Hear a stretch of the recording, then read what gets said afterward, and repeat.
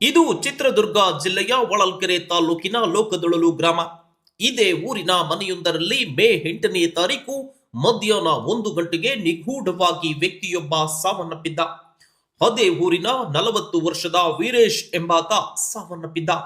ಆತನ ಪತ್ನಿ ಇದು ಅಪಘಾತ ಎಂದು ಬಿಂಬಿಸಿ ಹೊಳಲ್ಕೆರೆ ಆಸ್ಪತ್ರೆಗೆ ಆತನನ್ನ ದಾಖಲು ಮಾಡಿದ್ಲು.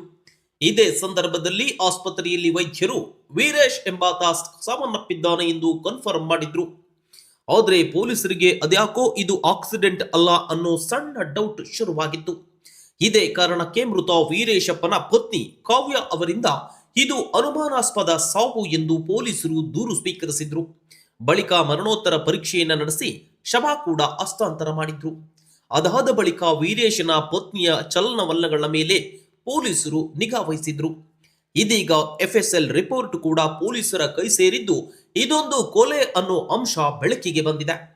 ಅನೈತಿಕ ಸಂಬಂಧ ಹಿನ್ನೆಲೆಯಲ್ಲಿ ಕೊಲೆ ಮಾಡಿರುವ ರಹಸ್ಯ ಬಯಲಾಗಿದ್ದು, ಕಾವ್ಯ ಮತ್ತು ಆಕೆಯ ಪ್ರಿಯಕರ ತಿಪ್ಪೇಶ್ ಇದೀಗ ಹೊಳಲ್ಕೆರೆ ಪೊಲೀಸರ ಅತಿಥಿಯಾಗಿದ್ದಾರೆ. ತಮ್ಮಗೆ ಕೊಟ್ಟು ಮಗಳು ಮದುವೆ ಮಾಡಿದ್ದೆ, ಚೆನ್ನಾಗೇ ಇದ್ರು ಅವರು, ಚೆನ್ನಾಗಿದ್ರು. ಒಂಚೂರು ದುಡ್ಡಿನ ವಿಷಯಕ್ಕೆ ಮಾವ ಸಾಲ ಮಾಡ್ಕೊಂಡಿದ್ರು. ಅಷ್ಟು ಮಾತ್ರ ನನಗೆ ಅವಳು ಹೇಳಿಲ್ಲ ಅಂತ ನಾನು ಸಾವದಾಗಿದ್ದಿರಲಿಲ್ಲ. ಇವ್ರ ಘಟನೆ ಏನು ನಡಿಬೇಕಾದ್ರೆ ನನಗೆ ಗೊತ್ತಿಲ್ಲ. ಅದು ನಾನು ಸೀದಾ ಹೊಳಲ್ಕೆರೆಗೆ ಅಲ್ಲಿ ಕರ್ಕೊಂಡು ಹೋದಾಗ ಫೋನ್ ಮಾಡಿ ಮುಂದೆ ನಮ್ಮ ತಂಗಿಯರ ಮನೆಗೆ ಫೋನ್ ಮಾಡಿದರು. ಏನಂತ ಹೇಳಿದ್ರಮ್ಮ? ಹಿಂಗೆ ಅಪ್ಪಾಜಿಗೆ ಹುಷಾರಿಲ್ಲ, ನಮ್ಮ ಇದು ಅಪ್ಪಾಜಿಗೆ ಹುಷಾರಿಲ್ಲ ಅನ್ಕಂತ ಹಿಂಗೆ ಮಾತಾಡಿದರು. ಮತ್ತು ನಾನು ಇಲ್ಲಿಂದ ಗುಂಡರಿಂದ ಹೋದ್ವಿ. ಹೋಗೋತ್ತಿಗೆ ಅಲ್ಲೆಲ್ಲ ಮರ್ಡ್ರ್ ಆಗಿತ್ತು. ಅಲ್ಲೇ ಸತ್ತು ಹೋಗಿದ್ನು.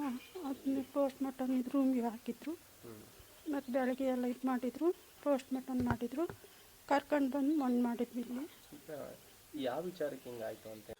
ಇನ್ನು ಆರೋಪಿ ಕಾವ್ಯ ಮತ್ತು ಆಕೆಯ ಪ್ರಿಯಕರ ತಿಪ್ಪೇಶ್ ನಡುವೆ ಕಳೆದ 2 ವರ್ಷಗಳಿಂದ ಅನೈತಿಕ ಸಂಬಂಧವಿತ್ತು.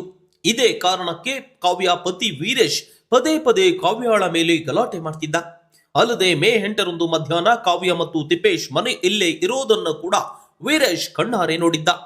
ಇದೇ ಕಾರಣಕ್ಕೆ ಪದೇ ಪದೇ ಇಬ್ಬರ ಅನೈತಿಕ ಸಂಬಂಧಕ್ಕೆ ಗಂಡ ವೀರೇಶ್ ಅಡ್ಡಿಯಾಗ್ತಾನೆ ಅಂತ ಅಡಿಕೆ ಸುಲಿಯುವ ಕಟ್ಟಿಗೆಯಿಂದ ಹೊಡೆದು ಉಸಿರುಗಟ್ಟಿಸಿ ಕೊಲೆ ಮಾಡಿದ್ದಾರೆ.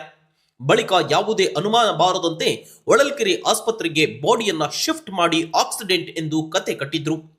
ಆದ್ರೆ ಇದೀಗ ಎಫ್ಎಸ್ಎಲ್ ರಿಪೋರ್ಟ್ ಪೊಲೀಸರ ಕೈ ಸೇರ್ತಾ ಇದ್ದಂತೆ ಹೊಳಲ್ಕೆರೆ ಸರ್ಕಲ್ ಇನ್ಸ್ಪೆಕ್ಟರ್ ಶ್ರೀಶೈಲ ಚೌಗಲೆ ಮತ್ತು ಪಿಎಸ್ಐ ಸಚಿನ್ ನೇತೃತ್ವದಲ್ಲಿ ಇಬ್ಬರು ಆರೋಪಿಗಳನ್ನ ಎಡೆಮುರಿ ಕಟ್ಟಿದ್ದು ಜೈಲಿಗಟ್ಟಿದ್ದಾರೆ.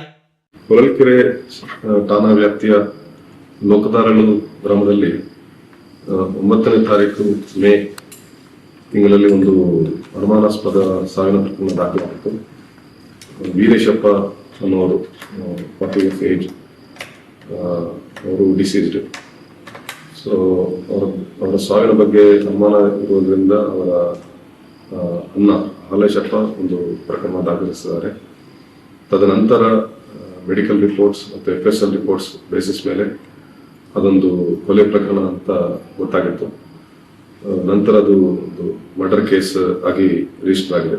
4ನೇ ತಾರೀಕು ಸರಿಯಾದ ಮಾಹಿತಿ ಇರಲಿಲ್ಲ. ಅವರು ಅದು ಒಂದು ಅನುಮಾನಾಸ್ಪದ ಸಾವು ಅಂತ ಅಂದ್ಕೊಂಡಿದ್ರು. ಬಟ್ ನಮ್ಮ ಇನ್ವೆಸ್ಟಿಗೇಷನಲ್ಲಿ ಅದೊಂದು ಮರ್ಡರ್ ಅಂತ ಗೊತ್ತಾಗಿತ್ತು. ಸೊ ಇದನ್ನು ತುಂಬ ಚೆನ್ನಾಗಿ ಇನ್ವೆಸ್ಟಿಗೇಟ್ ಮಾಡಿದ್ದಾರೆ ನಮ್ಮ ಹೊಳಲ್ಕೆರೆ ಇನ್ಸ್ಪೆಕ್ಟರ್ ಶ್ರೀಶೈಲ ಅವರು ಮತ್ತು ಸಬ್ ಇನ್ಸ್ಪೆಕ್ಟರ್ ಸಚಿನ್ ಅವರು ಮತ್ತು ನಮ್ಮ DSP ಅರುಣ್ ಅವರು ಅವ್ರಿಗೆ ಒಳ್ಳೆ ಗೈಡೆನ್ಸನ್ನು ಕೊಟ್ಟಿದ್ದಾರೆ. ಸೊ ಈ ರೀತಿ ಒಂದು ಪ್ಲ್ಯಾನ್ಡ್ ಮರ್ಡರ್ ಪ್ರಕರಣದಲ್ಲಿ ಇಬ್ಬರು ಆರೋಪಿಗಳನ್ನು ನಾವು ಅರೆಸ್ಟ್ ಮಾಡಿದ್ವಿ. ಒಟ್ಟಾರೆ ಪ್ರಿಯಕರನ ಜೊತೆ ಸೇರಿ ಗಂಡನನ್ನೇ ಕೊಲೆ ಮಾಡಿ ಕೇಸ್ ಮುಚ್ಚಿ ಹಾಕಲು ನಾಟಕ ಮಾಡಿದ್ದ ಪಾಪಿ ಪತ್ನಿ ಹಾಗೂ ಆಕೆಯ ಪ್ರಿಯತಮ ಇದೀಗ ಜೈಲು ಕಂಬಿ ಹಿಂದೆ ಸರಿದಿದ್ದಾರೆ. ಇಂಥ ಪಾಪಿಗಳಿಗೆ ತಕ್ಕ ಶಿಕ್ಷೆ ಆಗಲಿ ಅನ್ನೋದು ಮೃತನ ಸಂಬಂಧಿಕರ ಒತ್ತಾಯವಾಗಿದೆ.